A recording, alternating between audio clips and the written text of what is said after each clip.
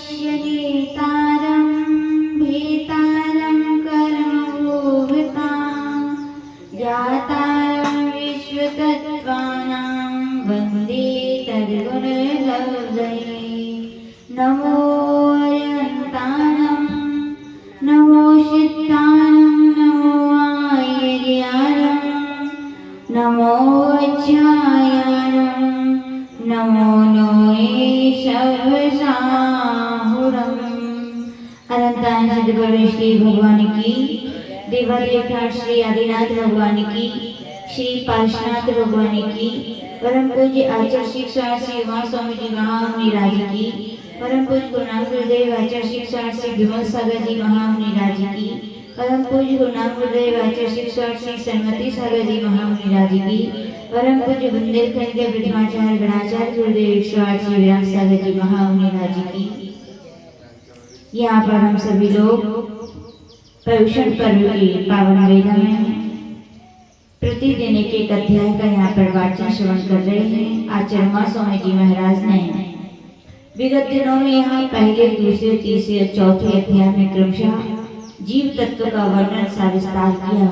अब यहाँ पर आचार्य भगवान दूसरे नंबर के अजीव तत्व का वर्णन 5वें नंबर के अध्याय में यहाँ प्रारंभ कर रहे हैं।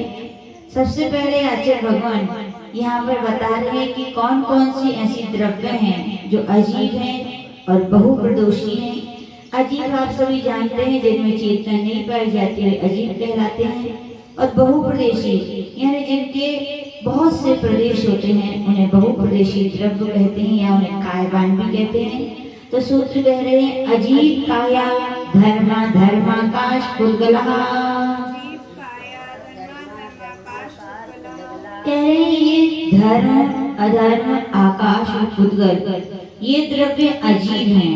अजीब क्यों है? क्योंकि इनमें चेतना नहीं पाई जाती है। कायव यानी ये शरीर जैसे बहुत सारे पुद्गल प्रदेशों से बनकर बना है, वैसे ही ये द्रव्य भी बहुत सारे इनके प्रदेश होते हैं, इसलिए ये कायवान कही जाते हैं। यानी 6 द्रव्यों में जो धर्म अधर्म आकाश और पुद्गल हैं वे अजीब भी हैं और इसके साथ साथ कायवान भी हैं, ऐसा समझना चाहिए। आचार्य भगवान फिर यहाँ पर कह रहे हैं कि शिष्य पूछ रहे भगवान ये अजीब है तो है क्या आखिर में? तो कह रहे द्रव्याणि, ये 4 प्रकार के पदार्थ द्रव्य कहे जाते हैं। शिष्य पूछ रहे भगवान क्या और भी द्रव्य होती है? बोल रहे हैं हाँ, जीवाश्य, जीव भी एक द्रव्य है। और ये भी जैसे ऊपर में 4 कही गई द्रव्य बहुप्रदेशी थी, जीव भी बहुप्रदेशी, बस अंतर इतना है कि वे अजीब थी और एक जीव है, उनमें चेतना नहीं पाई जाती तो उसमें चेतना पाई जाती है। शिष्य पूछ रहे भगवान इन द्रव्यों की क्या क्या विशेषताएं होती हैं? तो यहाँ पर कह रहे हैं नित्यावस्थितान्य रूपाणि। कह रहे हैं ये नीचे कहे गए द्रव्य नित्य हैं, अवस्थित हैं और अरूपी हैं। नित्य क्यों कहा है? क्योंकि ये द्रव्य कभी नष्ट नहीं होते हैं, स्वभावतः ये सदा रहते हैं, यानी कि ये अनादिकाल से हैं और अनंत काल तक रहेंगे। यानी जीव आदि की उत्पत्ति कहीं से नहीं हुई है, ये अनादिकाल से और अनंत काल तक रहेंगे। अवस्थित क्यों कहा? तो इनकी संख्या भी अवस्थित है, यानी 6 है, ना 5 है ना 7 है, ऐसे ये अवस्थित है। और अरूपी, अरूपी क्यों कहे? क्योंकि इनमें स्पर्श रस गंध यानी रूप रस गंध और स्पर्श में नहीं पाया जाता, ये अरूपी हैं, यानी ये आंखों से दिखाई नहीं देते हैं, ऐसा समझना चाहिए। शिष्य पूछ रहे भगवान ये 4 ये द्रव्य हैं जो अरूपी हैं, क्या कोई ऐसी भी द्रव्य है जो रूपी है? तो कह रहे हाँ, रूपिणः पुद्गलः। कह रहे पुद्गल द्रव्य क्या है? रूपी है। रूपी यानी उसमें स्पर्श रस गंध वर्ण आदि पाए जाते हैं, इसलिए उसे क्या कहते हैं? रूपी कहते हैं। आचार्य भगवान आगे के सूत्र में शिष्य पूछ रहे भगवान आपने बहुप्रदेशी कहा और ये कितनी संख्या में होते? कौन सी द्रव्य कितनी कितनी संख्या में? तो कह रहे हैं आकाशादेक द्रव्याणि। पहले के सूत्र में जितने भी 4 नाम कहे थे उसमें आकाश द्रव्य तक लेना है, यानी धर्म अधर्म और आकाश, ये 3 द्रव्य क्या है? एक द्रव्याणि। यानी कितनी संख्या में है? एक ही है, 2 या अधिक नहीं है।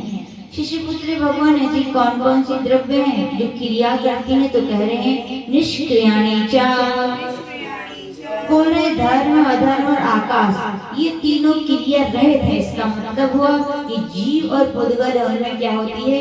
क्रिया होती है। क्रिया किसे कहते हैं? तो एक स्थान से दूसरे स्थान को प्राप्त होने को क्रिया कहते हैं। अब धर्म अधर्म आकाश खुद ही एक है और संपूर्ण लोकाकाश में व्याप्त, तो क्रिया कहाँ करेगा? इसलिए वो निष्क्रिय है। आकाश भी निष्क्रिय है और अधर्म द्रव्य भी निष्क्रिय है। फिर कह रहे हैं कि शिष्य पूछ रहे हैं भगवान धर्म अधर्म और एक जीव के कितने प्रदेश होते हैं? तो कह रहे हैं असंख्य प्रदेश धर्मा धर्मैक जीवानां। कह रहे हैं धर्म अधर्म और एक जीव। जीव अनंत है लेकिन इसमें अनंत जीव नहीं लेने। कितने जीव लेना है?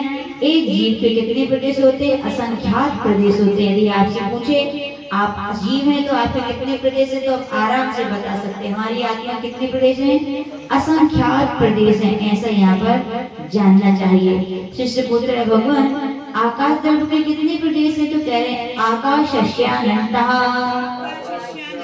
आकाश द्रव्य के अनंत प्रदेश हैं। आकाश सभी लोग जानते होंगे किसे कहते हैं? आकाश ऊपर है, सबकी यही मान्यता है। लेकिन ध्यान रखें ऊपर जो है, जो आप जिसको आकाश कहते हैं, अपन ने अगले पहले के सूत्र में पढ़ा आकाश तो अरूप ही है, वो तो दिखाई नहीं देता। और जिसको आप कह रहे हो आकाश है वो तो आपको दिखाई दे रहा है। इसका मतलब वो आकाश द्रव्य नहीं है और दिखाई दे रहा है। तो अपन पढ़ चुके हैं पहले कौन सी तरफ दिखाई देती है? जो रूपी है। रूपी कौन सी तरफ है? पुद्गल। यानी जो कुछ हमें जो नीला नीला दिखाई दे रहा है वो क्या है? आकाश है कि पुद्गल है? बोलो पुद्गल है। तो अब कहेंगे कि ऊपर आकाश है। जो ऊपर जो भी दिख रहा है नीला नीला वो पुद्गलों के स्कंदों का पिंड है। बहुत सारे इकट्ठे हो गए हैं तो आपके लिए और अपनी भाषा में बोल देते हैं आकाश, लेकिन वो आकाश नहीं है। आकाश तो सर्वत्र व्याप्त। अपन कहाँ खड़े हैं? आकाश में। तो दिख रहा है क्या? नहीं दिख सकता। क्यों? क्योंकि वो क्या है? अरूपी है। तो इस बात को अच्छे से समझे। आकाश के दो भेद हैं, यद्यपि वो भेद नहीं है। कहा जाता है कि आकाश को दो डिवाइडेशन कर दिए जाते हैं, लोकाकाश और अलोकाकाश। ऐसे दो प्रकार से आकाश को द्रव्य को समझा जा सकता है। शिष्य पूछ रहे भगवान पुद्गल के कितने प्रदेश होते हैं? तो कह रहे हैं संख्या संख्याश पुद्गलानां। कह रहे हैं पुद्गल के संख्यात होते हैं, असंख्यात होते हैं। चा से अनंत प्रदेश भी होते हैं। पुद्गल द्रव्य कितने होते हैं? संख्यात असंख्यात अनंत। ऐसे पुद्गल द्रव्य के प्रदेश होते हैं। शिष्य पूछ रहे भगवान शुद्ध जो पुद्गल द्रव्य है उसे परमाणु कहते हैं। तो परमाणु के कितने प्रदेश है? तो कह रहे नाड़ो। अब किसी से पूछे कुछ कही तत्वाशोध का जिसको ज्ञान ना हो, संस्कृत का कोई विद्वान, उससे पूछो भैया इसका अर्थ करो नाड़ो। अर्थ क्या होगा? नहीं अड़ो। लेकिन नहीं अड़ो कोई इसका अर्थ नहीं है। ना अड़ो, अणु ये अणु। अणु का जब कह रहे हैं क्या? अणु एक अणु के यानी षष्ठी में जो अणु के रूप चलते हैं षष्ठी के एक वचन तो अणो बनता है। क्या बनता है? जैसे गुरु अणो बनेगा। तो कह ना अणो, अणु के प्रदेश नहीं होते, तो ये भी गलत हो जाएगा। यहाँ पर पहले के सूत्र से लगाना है। पहले के सूत्र में कहा है पुद्गल के संख्यात असंख्यात और अनंत प्रदेश होते हैं। ना अणो यानी अणु के ना संख्यात होते हैं, ना असंख्यात होते हैं, ना अनंत होते हैं। कितना होता है? एक। कितना होता है? एक प्रदेश होता है। पहले के समय में एक गिना नहीं जाता है। ऐसा आचार्य बताते हैं। पहले कोई सामान लेने जाते थे किसी दुकान पर तो बोलते थे या राम बोल देते थे कोई या भगवान बोल देते थे, एक को गिना नहीं जाता था। तो ऐसे यहाँ पे ना अड़ो यानी कि पुद्गल परमाणु के न संख्यात न असंख्यात न अनंत, लेकिन कितना होता है? एक प्रदेश ही होता है। ऐसा यहाँ पर समझना चाहिए। शिष्य पूछ रहे भगवान ये द्रव्य कहाँ रहती है? छह। तो कह रहे लोकाकाशे गाहा। समस्त लोकाकाश में द्रव्य रहती हैं। आकाश के जितने हिस्से में 6 द्रव्य पाई जाती हैं उसे लोकाकाश कहते हैं, और जहाँ पर 6 द्रव्य नहीं पाई जाती हैं उसे क्या कहते हैं? अलोकाकाश। तो 6 द्रव्य कहाँ पाई जाती हैं? लोकाकाश में। सीधा सा अर्थ हो गया। शिष्य पूछ रहे भगवान धर्म धर्म द्रव्य कहाँ पर रहता है? यानी लोकाकाश में तो रहता है, लेकिन लोकाकाश के कितने हिस्से में रहता है? तो आचार्य भगवान कह रहे हैं धर्मा धर्मियों कृष्णे। बोले जितना लोकाकाश है उसमें पूरे में ही धर्म रहता है, पूरे में ही अधर्म रहता है। बड़ा आश्चर्य है ना, स्थान एक ही है और धर्म भी पूरे से वो घेरे हैं और अधर्म ऐसा कैसे हो सकता है? हो सकता है। बोले हाँ, हर द्रव्य में अवगाहनत नाम का गुण होता है, वे किसी को रोकते नहीं है। जैसे तिल है, तिल के कितने हिस्से में तेल है? संपूर्ण में ना, ऐसे कहा जाता है जितना लोकाकाश में तिल में तेल के समान धर्म द्रव्य भी रह लेती है और अधर्म द्रव्य। एक द्रव्य जो कि अरूपी है तो एक दूसरे को बाधा नहीं पहुंचाते हैं। जैसे सिद्ध भगवान है, कितना क्षेत्र सिद्धालय का ओनली 45 लाख हो, जितना की 2.5 दीप है, लेकिन कितने सिद्ध वहां पर? अनंत हो चुके, अनंत होंगे। अब स्थान पर में क्या होगा? एक माही अनेक विराजा। अवगाहनत में गुण है तो एक के अंदर एक भी अरूपी है, घुसते जाएंगे, कोई किसी को मना करने वाला नहीं है। ऐसे धर्म और अधर्म द्रव्य भी तिल में तेल के समान समस्त लोकाकाश में पाए जाते हैं। पुद्गल द्रव्य कितने हिस्से में रहता है? तो कह रहे हैं एक प्रदेशादिषु भाज्या पुद्गलाना। पुद्गल द्रव्य का अवगाह लोकाकाश के एक प्रदेश को लेकर संख्यात असंख्यात प्रदेशों में विभाग करने वाला है। यानी कि अणु है तो एक प्रदेश में रह लेगा, अकेला अणु नहीं, और भी कितने सारे स्कंद वो भी एक प्रदेश में रह लेगा। यानी कि एक प्रदेश से लेकर संख्यात में भी रह सकता है, असंख्यात तक क्यों कहा? क्योंकि लोकाकाश असंख्यात ही प्रदेश, इससे ज्यादा नहीं है। तो यहाँ पर ऐसा समझना चाहिए। शिष्य पूछ रहे भगवान एक जीव कितने स्थान में रहता है? तो कह रहे असंख्य भागादिषु जीवाना। कह रहे जीवों का अवगाह लोकाकाश के असंख्यात भाग से लेकर संपूर्ण लोक के क्षेत्र में है। एक जीव यदि उसकी छोटी अवगाहना होगी तो एक जीव लोकाकाश के असंख्यात भाग में भी रह सकता है। और यदि कहा जाए केवली समुद्रराज जब जीव करते हैं तो अपने आत्मा के प्रदेशों को फैला देते हैं, तो संपूर्ण लोकाकाश में वो रह सकते हैं। शिष्य पूछ रहे भगवान ये कैसे संभव है कि फैल जाएं और संकुचित हो जाएं? ये कैसे हो सकता है? तो आचार्य भगवान का सब संभव है। सूत्र कह रहे हैं कि असंख्यात प्रदेशी जीव द्रव्य का लोक के असंख्यात के भाग में रह सकने का स्पष्टीकरण प्रदेश संहार विसर्पाभ्याम प्रदीप पर। कह रहे द्रव्यों में 2 प्रकार के गुण पाए जाते हैं किसी प्रदेशों में, एक संहार और एक विसर्प। संहार का अर्थ होता है संकोच और विसर्प का होता है विस्तार। संकोच और विस्तार नाम के ये 2 गुण किसमें पाए जाते हैं? सभी में जीवों में पाए जाते हैं। तो जब छोटी होता है तो प्रदेश संकुचित हो जाते हैं और बड़ा होता है तो फैल जाते हैं। मान लीजिए कोई हाथी का जीव था, मर करके चींटी बना, तो बताओ क्या होगा? आत्मा के प्रदेश क्या हो जाएंगे? संकुचित हो जाएंगे। और कोई चींटी मर करके हाथी बनी तो क्या होगा? उसकी आत्मा के प्रदेश फैल जाएंगे। उदाहरण दें प्रदीप पर, जैसे दीपक रहता है कमरे में, आपने जलाया तो प्रकाश संपूर्ण कमरे में हो गया, लेकिन उसी दीपक पर एक लोटा या बर्तन रख दो तो प्रकाश क्या हो जाता है? उसके बराबर। तो क्या हुआ? क्या प्रदेश क्या प्रकाश के कम हुए कि ज्यादा हुए? नहीं, प्रदेश तो उतने ही है, लेकिन लोटा हटाया तो वे फैल गए और लोटा आपने ढक दिया तो वे संकोच हो गए। जैसे अपनी रबर होती है, स्प्रिंग होती है, खींचे तो खींच जाती है, छोड़ो तो छोटी है। तो क्या ऐसे संपूर्ण द्रव्यों में ये संकोच और विस्तार नाम का गुण पाया जाता है। शिष्य पूछ रहे भगवान धर्म अधर्म द्रव्यों के कार्य क्या है, इनकी क्या उपयोगिता है हमारे लिए? तो कह रहे हैं गतिस्थित्यु ग्रहो धर्मा धर्म रूपकारा। कह रहे स्वयं चलते हुए जीव और पुद्गल के चलने में सहायता देना धर्म द्रव्य का काम है, और ठहरते हुए जीव और पुद्गलों को ठहरने में सहायता देना क्या है? अधर्म धर्म का कार्य है। लेकिन ध्यान रखें ये उन्हीं को रोकते हैं जो रुकना चाहे, और उन्हीं को चलाते हैं जो चलना चाहे। प्रेरक निमित्त नहीं है, क्या उदासीन है। आप चलना चाहो तो चलने में सहायक है। अब देखो यहाँ भी ये भी लोकाकाश है, संपूर्ण में धर्म भी अधर्म है। जो चलना चाहे तो व्यक्ति आराम से चले जाते हैं, उनके लिए कोई रोकता नहीं है। और जो ठहरना चाहे तो उधर अधर उधर रोक भी देती, ठहर सकते हैं। इसका उदाहरण आचार्य श्री ने द्रव्य संकर ग्रंथ में बताया था, जैसे मछली के लिए तैरने में पानी सहायक है। क्या है?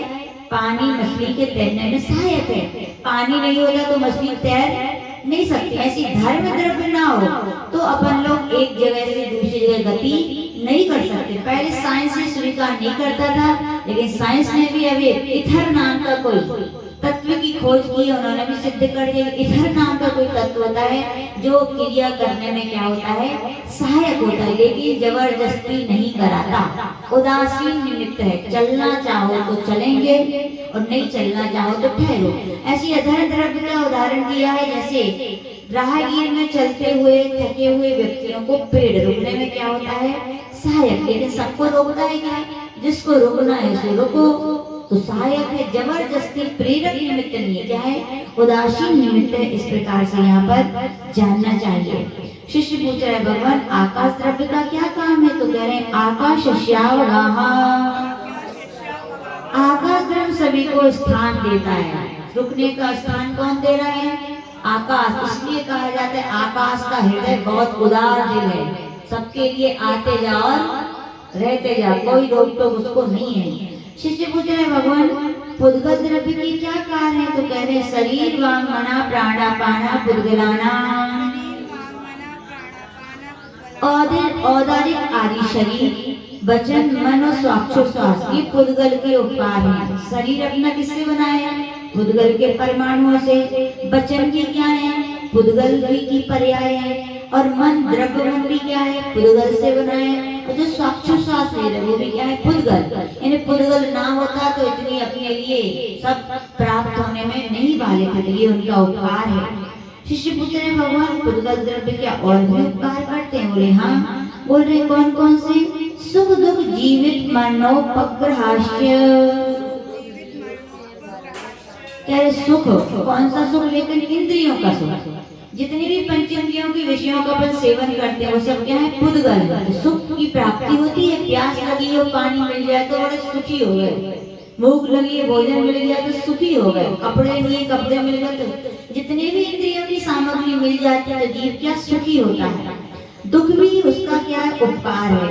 दुख यानी कि जो नहीं मिलना वो सब क्या दुख है, ये भी उपकार है। जीवन मरण, जीवन भी मिलना, 10 प्राणों से जीना क्या है? वो जीवन है, ये भी क्या है? पुद्गल का उपकार। मरण, मरना भी क्या है? उपकार है। मरना कैसे उपकार है बताओ? मरना जरूरी है कि नहीं है? मरना भी जरूरी है। बुढ़ापा आ जाता है तो व्यक्ति बीमार परेशान हो जाते हैं ना, नहीं है? ये अच्छी बात है। धर्मात्मा होते हुए बेकष्टों से नहीं, वे तो सोचते हैं अरे धर्म करने मनुष्य पर्याय मिली, संतस कष्ट तो आएंगे, सही लो। लेकिन कहा जाता है यदि मरण ना हो तो जीर्ण शरीर में साधना भी ज्यादा नहीं हो पाती। नया शरीर मिले तो उसके लिए मरना भी जरूरी है। और सम्यक दृष्टि मरने से डरते भी नहीं। क्यों? क्योंकि मालूम है जैसे शरीर पर गंदे कपड़े हो जाते हैं तो उनको बदल दिया जाता है, नए पहन लिए जाते हैं। लेकिन क्या कपड़ों के बदल से क्या आप बदल जाते हो? क्या आप तो वही रहते हो ना। ऐसी सम्यक दृष्टि सोचता है तो शरीर बदलता है, हमारी आत्मा तो वो ही रहती है, इसलिए उसे मरने से भी डर नहीं लगता। लेकिन मरना भी पुद्गल द्रव्य का क्या है? उपकार है। तो इस प्रकार से पुद्गल के द्रव्य के उपकार जानने चाहिए। शिष्य पूछ रहे हैं भगवान सभी द्रव्यों के तो उपकार बता दिए, जीव भी कि किसी का उपकार करता है? तो बोले नहीं, जीव बड़ा स्वार्थ है, वो किसी का उपकार नहीं करता, लेकिन एक दूसरे का उपकार करता है। क्या करता है? एक जीव दूसरे द्रव्य का उपकार करता है। परस्परोपग्रहो जीवाना, आपस में जीव द्रव्य एक दूसरे का उपकार करते हैं। जैसे स्वामी सेवक, स्वामी नौकर स्वामी की सेवा करता है तो स्वामी उसके लिए धन देकर इसका उपकार। गुरु शिष्य, गुरुजन शिष्य को अध्ययन कराते शिक्षा देते तो गुरुजन का भी कर्तव्य है उनका उपकार माने, उनकी आज्ञा का क्या करें? पालन करें। तो ये भी शिष्य के प्रति किया गया गुरु का उपकार है। शिष्य पूछ रहे भगवान काल आपने 5 द्रव्य तो 6 बताए, लेकिन नाम तो आपने केवल 5 की जनाए, 6वीं द्रव्य कौन सी है? तो कह रहे हैं काल द्रव्य, उसका उपकार बता रहे हैं। वर्तना परिणाम क्रिया परत्वा परत्वे च कालस्य। कह रहे वर्तना परिणाम क्रिया परत अपरत ये काल द्रव्य के उपकार है। वर्तना का अर्थ है परिवर्तन। सभी द्रव्यों के पर्यायों में अपने आप परिवर्तन होता है। उनके वर्तन में जो बाहर सरकारी कारण है वो वर्तना है। इसके भी दो प्रकार से अपन समझ सकते हैं। जैसे आपने चक्का देखा होगा, कभी चक्का घूमता है लेकिन उसके बीच में कील भी होती है, वो भी घूमती है। वो कील घूमती है, उस कील के सहारे पूरा चक्का घूमता है। तो कहा जाता है जो कील है वो निश्चय काल है और चक्का का घूमना क्या है, वो व्यवहार काल है। तो इस प्रकार से ये वर्तना है, निश्चय काल को वर्तना कहते हैं। कील स्वयं भी घूमती है और अन्य द्रव्यों के घूमने में भी परिवर्तन में क्या होती है, सहायता देती है। ऐसा वर्तना। परिणाम अपने स्वभाव को ना छोड़कर द्रव्यों की पर्यायों के बदलने को परिणाम कहते हैं। जैसे जीवों के परिणाम क्रोध आदि स्वभाव जो जीव का है चेतन ही है, लेकिन छोड़कर द्रव्यों के पर्यायों के बदलने को परिणाम कहते हैं।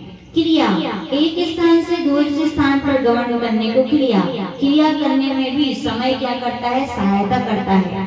परत परत छोटे बड़े के व्यवहार को परत अपरत कहते हैं। आज कोई कहता है ये इनसे छोटे, ये इनसे बड़े, तो किस अपेक्षा से कहते हो, समय की अपेक्षा से तो कहते हो, क्योंकि ये 2 साल पहले उत्पन्न हुए थे, इनका जन्म 2 साल बाद हुआ, तो समय के अनुसार ही अपन छोटे बड़े की क्या है कल्पना करते हैं। तो इस प्रकार से जानना चाहिए। अब यहाँ पर कुछ शिष्य पूछ रहे भगवान पुद्गल द्रव्य किसे कहते हैं, तो कह रहे हैं स्पर्श रस गंध वर्ण वनता पुद्गला। जिसमें स्पर्श रस गंध और वर्ण ये 4 गुण पाए जाते हैं, उसे क्या कहते हैं, स्पर्श कहते हैं। यानी 8 प्रकार का स्पर्श, 5 प्रकार का रस, 2 प्रकार की गंध और 5 प्रकार के वर्ण जिसमें पाए जाते हैं उसे क्या कहते हैं, पुद्गल कहते हैं। अब यहाँ पर पुद्गल यानी 6 द्रव्यों का कथन हो गया। इसको शॉर्ट में समझने के लिए आचार्य ने एक बहुत अच्छा उदाहरण दिया था। 6 द्रव्यों को समझने के लिए कहा गया कि एक माता पिता थे, उनके 6 पुत्र थे। कितने पुत्र थे, 6। पहले का नाम था ज्ञानचंद, दूसरे का नाम था मूरखचंद। ध्यान से सुनना, क्या था पहले का नाम, दूसरे का नाम मूरखचंद, तीसरे का नाम था धर्मचंद, चौथे का नाम था अधर्मचंद, 5वें का नाम था कालचंद, 6वें का नाम था आकाशचंद। 6 पुत्र थे उनके। तो 6 जा रहे थे कहीं घूमने। तो अपन लोग क्या होता है, जब कोई भैया वगैरह कहीं घूमने जाते हैं तो उनके मम्मी पापा समझा बुझा के भेजते हैं, ऐसे रहना ऐसे जाना। तो उन्होंने भी उनके मम्मी पापा ने उनको बोला, बोले इधर आओ, बोले सुनो मैं जो कहूँ वैसे सुनते जाना, वैसे करना। बोले कहिए पिताजी। तो पिताजी ने कहा देखो ये तुम्हारे बड़े भैया हैं, इनका नाम ज्ञानचंद है, इनमें बुद्धि है, ये बड़े हैं, ये जैसा कहें वैसा आप लोगों को करना। ये सयाने हैं, क्या कही जाती है, ये सयाने हैं, बुद्धिमान है, ज्ञानमान है, इनमें चेतना है, इनमें ज्ञान है, इसलिए इनके अनुसार तुम चलना। तो सब भैया क्या बोले, जी पिताजी। दूसरा नंबर किसका आया, पुद्गल चंद का। बोले ये तो पूरा मूर्ख पट्टी, ज्ञान है ही नहीं है इसमें, सुनो इनकी कोई नहीं सुनना। और उससे कहा कि तुम लोग इसके अनुसार नहीं चलना। और ज्ञानचंद से कहा तुम इसको अपने साथ लेकर चलना। क्यों, क्योंकि पुद्गल है, पुद्गल में ज्ञान होता ही नहीं, मूर्ख पट्टी है। बोले इसके अनुसार मत चलना, इसके अनुसार चलोगे तो राग देश होंगे, कर्म के बने होंगे। बोले ठीक। तीसरे भैया को बोला सुनो धर्मचंद, तुम सबके साथ जा रहे हो, तुम भी ध्यान रखना सबका। बोले मैं क्या ध्यान रखूंगा। बोले सब लोग जब चले तो तुम चलने में क्या करना, सबकी सहायता देना, थक जाए तो हाथ पकड़ लेना। बोले ठीक, चलने में क्या करना, सहायता करना। चौथे भैया को बोला जी पिताजी हम क्या करेंगे। बोले तुम जब भैया चलते चलते थक जाएं तो उनके लिए छायादार स्थान ढूंढ के रखना बैठने के लिए। बोले जी पिताजी हम ऐसे करेंगे। फिर अगले भैया से कहा, क्या कहा, आकाशचंद। बोले तुम्हारा जी पिताजी मेरा क्या है। तो बोले जब भैया बैठने के लिए छायादार स्थान तुम जगह अच्छी देख के रखना। क्या रखना, जगह अच्छी देख के रखना। बोले जी पिताजी। कालचंद तुम इधर आओ। जी पिताजी हमारा काम क्या है? बोले तुम्हारा काम है समय से जाना, समय का ध्यान रखना, समय पर भोजन करना, समय पर सब कुछ करना और समय पर घर लौटकर आ जाना। तो बोले जी पिताजी हम ऐसे ही करेंगे। सबने अपना अपना काम किया। तो क्या हुआ समझ में आ गया क्षेत्रपति बलिप्रसाद? यही क्षेत्रपतियों का यहाँ पर उदाहरण अपन सरल तरीके से समझ सकते हैं। तो ऐसा अपन जाने।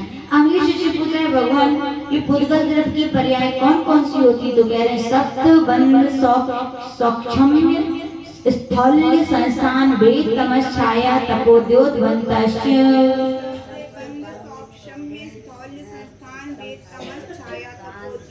शब्द शब्द किसकी पर्याय है? पुद्गल की। बंध जब भी दो चीजों में बंध होता है, जुड़ाव होता है, तो किसमें होता है? वो पुद्गल में ही होता है। सूक्ष्म जो सूक्ष्म है, कथन किया जाता है, छोटा है, वो किसमें है? पुद्गल में। स्थूलता भी पाई जाती है, वो पुद्गल की पर्याय है। संस्थान जितने भी आकार दिखाई देते हैं सब पुद्गल की। भेद भेद का अर्थ है बंटवारा करना।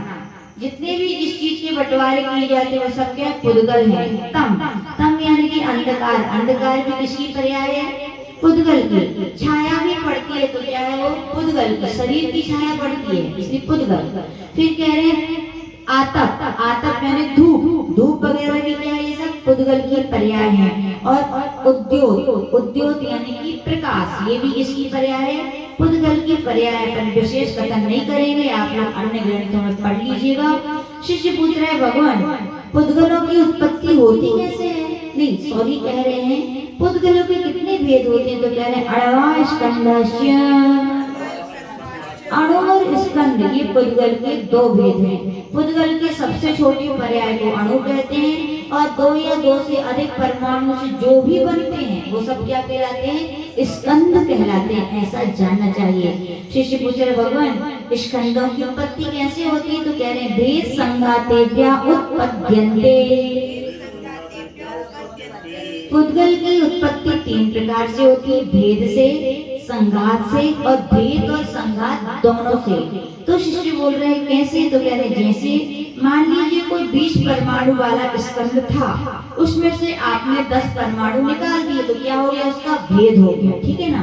अब 10 में 10 और जोड़ दिए तो कितना हो गया? फिर जुड़ गया संघात 20 हो गया। अब संघात और भेद और संघात दोनों करना है तो अगर 5 निकालो 10 जोड़ दो तो ये क्या हो गया? भेद भी हो गया और संघात भी हो। ऐसे ही पुद्गल के परमाणु मिलना जुड़ना चलता रहता है। तो ये स्कंद। शिष्य पूछ रहे भगवान अणु कैसे बनता है? तो कह रहे हैं भेदाद अणु। भेद करते जाओ यानी पुद्गल को विभाजित करते जाओ करते जाओ करते कब तक करते जाओ? जब तक कि उसका अन्य दूसरा टुकड़ा ना हो सके। तो उसे जब तक उसका टुकड़ा ना हो सके उसका नाम क्या है? पुद्गल है। साइंस ने भी परमाणु की खोज की कि नहीं की? पहले कहा कि ये परमाणु है, कौन से हैं? 3 प्रकार के परमाणु का, इलेक्ट्रॉन, प्रोटॉन और न्यूट्रॉन। उन्होंने फिर उस एक परमाणु के 3 भेद कर दिए। तो क्या वो परमाणु था? क्या परमाणु नहीं था। परमाणु तो वो है जिसका विभाग ना हो सके और उन्होंने तो 3 टुकड़े कर दिए तो वो परमाणु नहीं था। फिर कहा ये परमाणु है 3 तो फिर भी प्रोटॉन के भी प्रोजीट्रॉन पता नहीं कितने कितने विभाग कर दिए। तो साइंस ने जो आज जिसको परमाणु कह रहे हैं परमाणु है क्या? वो परमाणु नहीं है क्योंकि परमाणु बहुत सूक्ष्म है। वो केवली भगवान या अवधि ज्ञानी सर्वावधि मुनि महाराज ही उसको जान सकते हैं, बाकी कोई उसे जान नहीं सकता है। शिष्य पूछ रहे भगवान चाक्षुष स्कंद जो दिखाई देते हैं उनकी उत्पत्ति कैसे होती? तो कह रहे हैं बेसंगाताभ्याम चाक्षुषा। चक्षुंद्रिय से दिखने योग्य स्कंद भेद और संघात दोनों से ही उत्पन्न होते हैं, केवल भेद से उत्पन्न नहीं होते हैं। टुकड़ा नहीं करो, टुकड़ा भी करो और जोड़ो भी, दोनों से वो प्राप्त होते हैं। शिष्य पूछ रहे भगवान ये द्रव्य कहते किसे हैं? तो कह रहे सद द्रव्य लक्षण। जो सत रूप से है, जिनका अस्तित्व पाया जाता है वो सभी क्या है? द्रव्य है, यानी उनका अस्तित्व है। खाली कपोल कल्पित बात नहीं है, उनका अस्तित्व है। जीव भी है, धर्म भी है, अधर्म भी है, आकाश सबका अस्तित्व है। जिनका अस्तित्व पाया जाता है वो सभी द्रव्य हैं। शिष्य पूछते हैं भगवान ये सत क्या कहलाता है? तो कह रहे हैं उत्पाद व द्रव्य युक्तम सत। उत्पद यानी नई पर्याय का प्राप्त होना उत्पाद कहलाता है, पुरानी पर्याय का विनष्ट होना वह कहलाता है, और पूर्व पर्याय का विनाश और नवीन पर्याय का उत्पाद होने पर भी सदा बने रहने वाले मूल स्वभाव को द्रव्य कहते हैं। उदाहरण लीजिए, किसी के पास सोने का एक कलश था, ठीक है ना, या कहें किसी के पास सोना था। क्या था? किसी के पास सोना था। तो उसके दो बच्चे थे। एक बच्चे ने कहा पापा मुझे तो क्या चाहिए? कलश चाहिए। तो पिताजी ने सोने का कलश बनवा दिया, लेकिन एक को कलश मिल गया तो दूसरा दुखी हो गया। अब लड़ने लगे, बोले हमें भी कुछ बनवा, लेकिन इसी सोने का चाहिए, कलश नहीं चाहिए तो मुकुट चाहिए। तो पिताजी ने क्या किया? उस कलश को मिटवा के मुकुट बना दिया। अब बेटा तो दुखी हुआ, कलश पर्याय का क्या हो गया? व्यय, और यहाँ पर मुकुट पर्याय का उत्पाद, लेकिन सोना तो ज्यों का त्यों है। तो इस प्रकार से सभी द्रव्य में उत्पाद व्यय द्रव्य पर्याय पाए जाते हैं। अपन भी अपने ऊपर घटित कर सकते हैं। मरण होता है तो क्या होता है? मान लीजिए कोई मनुष्य मर के देव हुआ, तो मनुष्य पर्याय का व्यय हुआ, देव पर्याय का उत्पाद हुआ, लेकिन आत्मा तो उसकी वही की वही थी। द्रव्य का कभी विनाश नहीं होता है। शिष्य पूछ रहे भगवान द्रव्य का लक्षण क्या है? तो तद्भावाव्य नित्यम, उसके भाव को भाव से जो च्युत ना होना नित्य है, जो अव्यय है नष्ट नहीं होता है। नित्य का तात्पर्य यह नहीं कि जो वस्तु जिस रूप से हो सदा उसी रूप बनी रहे, उसमें कुछ भी परिणमन ना हो, किंतु परिणमन होते हुए भी उसमें ऐसी रूपता का बना रहना ही नित्यता है, जिसे देखकर हम तुरंत पहचान लें कि यह वही है जिसे पहले देखा था। इसे नित्य कहते हैं। जिसे पूछ रहे भगवान एक वस्तु में दो धर्म कैसे पाए जाते हैं? नित्य भी हो अनित्य भी हो, सत्य भी हो असत्य भी हो, एक भी हो अनेक भी हो। तो शिष्य भगवान कह रहे हैं अर्पिता नर्पित सिद्धे। कथन दो प्रकार से किया था, एक मुख्य रूप से और एक गौण रूप से। मुख्य ये कि गुण दोनों ही हैं। एक वस्तु में अनेक धर्म पाए जाते हैं, लेकिन कथन किया जाता है तो एक का एक समय में एक ही किया जाता है। जिसका कथन किया जाता है वो मुख्य हो जाता है, और जिसका कथन नहीं किया वो क्या हो गया? गौण। तो ये गौण का अभाव हो गया, उसका गुण का अभाव नहीं हुआ, उसका भी है, लेकिन वर्तमान में उसका कथन किया जाता है तो क्या है? मुख्य है। इस बात से हमको शिक्षा लेनी चाहिए। 3 कम 9 करोड़ मुनि महाराज हैं। कितने हैं? तो किन्हीं को आप मानते हैं, श्रद्धा करते हैं, दूसरे आ जाए तो क्या उनके प्रति नहीं करनी चाहिए? करनी चाहिए। यदि कोई आचार्य विद्यासागर जी महाराज पहले थे तो वो मुख्य थे, तो क्या ऐसा कहोगे अन्य जगत में क्या आचार है ही नहीं है? क्या है? अभी वर्तमान में उस स्थान पर नहीं, लेकिन अन्य जगह तो है। उनका कथन मुख्य है तो बाकी कौन हो गए? और कुछ दिनों बाद परम पूज्य गुरुदेव विद्यासागर जी महाराज आ गए, तो क्या करेंगे? पर उनको भी वही स्थान देंगे, वही श्रद्धा रखते। क्यों? क्योंकि वो हैं तो अन्य जगह अन्य भी हैं। यानी जो मुख्य रहते जो हैं उनको, जो वर्तमान में सामने रहते हैं जिनका कथन किया जाता है मुख्य कहलाते हैं, और जो नहीं है उनका कथन गौण है, लेकिन गौण का अर्थ अभाव नहीं है, ऐसा समझना चाहिए। शिष्य पूछ रहे भगवान परमाणुओं के बंद होने में क्या कारण है? तो कह रहे स्निग्ध रूक्षत्वाद बंधा। कौन सा? 32 पढ़ तो दिया, अब भी क्या पढ़े? कह रहे स्निग्ध रूक्षत्वाद बंधा। कह रहे बंद होने में कारण पूर्वल के 2 गुण, स्कंद और रूक्ष। स्कंद का अर्थ चिकनाहट, रूक्ष का अर्थ रूखापन। अपन भी देखते हैं 2 व्यक्ति हैं, एक तेल लगाए हैं और एक तेल बिना तेल लगाए। तो बताओ यदि धूल उड़ी तो किसमें जान लगेगी, किसमें नहीं लगेगी? जिसमें तेल है तो लग जाएगी, जिसमें नहीं है वो। ऐसी कहा 2 वस्तुओं का बंध तभी होता है जब चिकनाहट भी और रूक्ष बना हो। ऐसे 2 गुण जिसमें पाए जाते हैं तो उनमें बंध होता है। पुद्गल के चिकनाई रूप स्कंद गुण को स्निग्ध कहते हैं, और रूखेपन को क्या कहते हैं? रूक्षत्व कहते हैं। ऐसा जानना चाहिए। विशेष बहुत विस्तार है इसका, इसके आप अन्य ग्रंथों से देखिए। जैसे पूछ रहे भगवान क्या ऐसे भी कोई परमाणु है जिनका बंध नहीं होता? तो बोल रहे हाँ, ना जघन्य गुणाना, जघन्य गुण वाले परमाणुओं का बंध नहीं होता। जिन परमाणुओं में स्निग्धता और रूक्षता का एक अविभागी प्रतिषेध रहता है उनका बंध नहीं होता। अपन भी कहते हैं बंध का अर्थ दोस्ती। कई लोग ऐसे भी होते हैं संसार में उनको इक्कड़ पड़ा रहता है, कहते क्या अकेली में राजा है।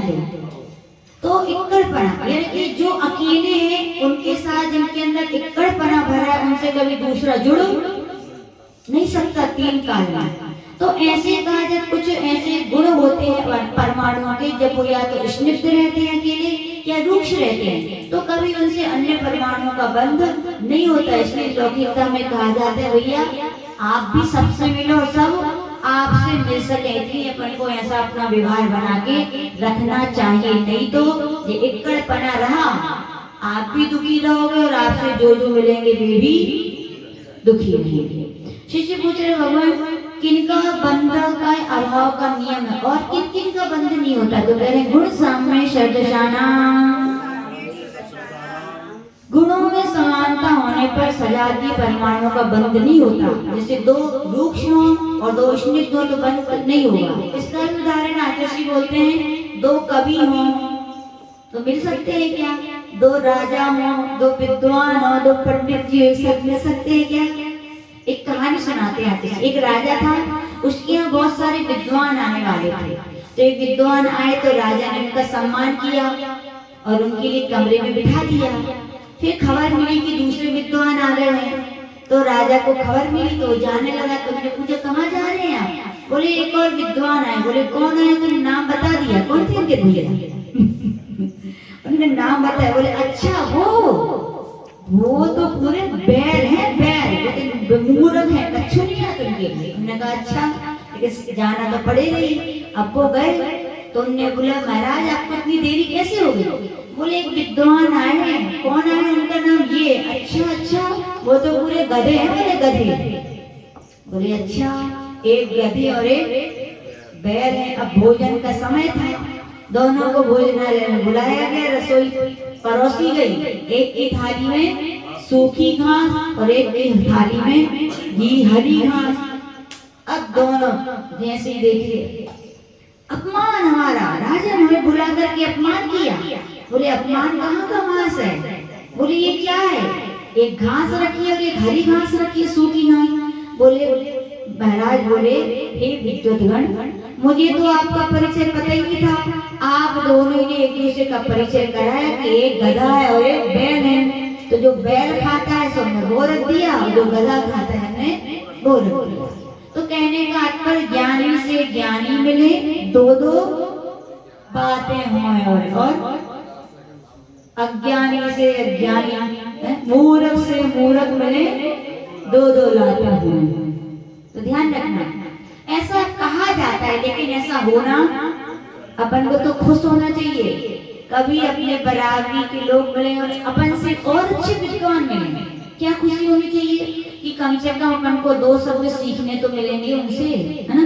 और समानता भी है तो क्यों अकड़ना, जैसा अपना ज्ञान है वैसा उनका ज्ञान है। हमारा ज्ञान थोड़ी कोई अलग से आया, हमने भी वो जिन्हें भगवान की वाणी शास्त्रों से सीखा है उनने से भी सीखा है। तो बड़े प्रेम से मिलना चाहिए। लेकिन ऐसा देखा जाता है कि दो विद्वान एक साथ मिलते नहीं है। यहाँ पर आचार्य भगवान कह रहे वैसे ही दो समान गुण वाले परमाणुओं का बंध नहीं होता। जैसे कहा जाए 100 ग्राम शक्कर का सीरा हो और 100 ग्राम ही आपकी राजगिर हो, लड्डू बन पाएगा क्या, बताओ। बन जाएगा? नहीं बनेगा, बह जाएगा, कुछ जाएगा।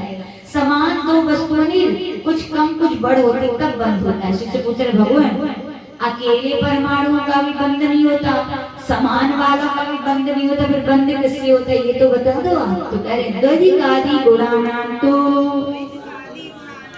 दो अधिक गुण वाले में बंध होता है कि नहीं।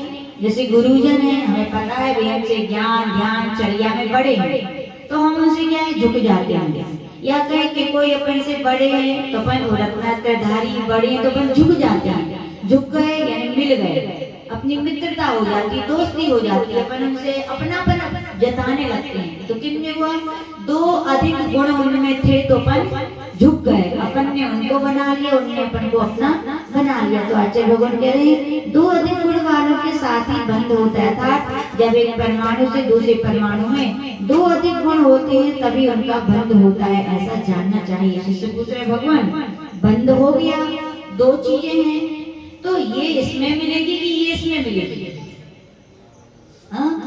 कौन किस में मिलेगा? तो शिष्य भगवान कह रहे बंदे दिखाऊ पारी नाम कौचा,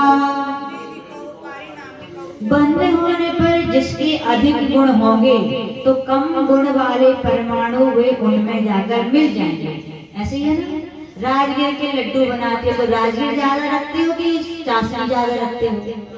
राजगिर तो क्या कहते हो, राजगिर के लड्डू, चाशनी राजगिर में जाके राजगिर रूप हो गई क्योंकि राजगिर के दाने ज्यादा थे, ठीक। और कभी कभी आप बनाते हो शक्कर के लड्डू और फिर वो अच्छे दिखने के लिए कुछ दो चार दाने डाल देते तो चिरौंजी के, तो किस क्या कहते हो, किसके लड्डू है, चिरौंजी के कि शक्कर के?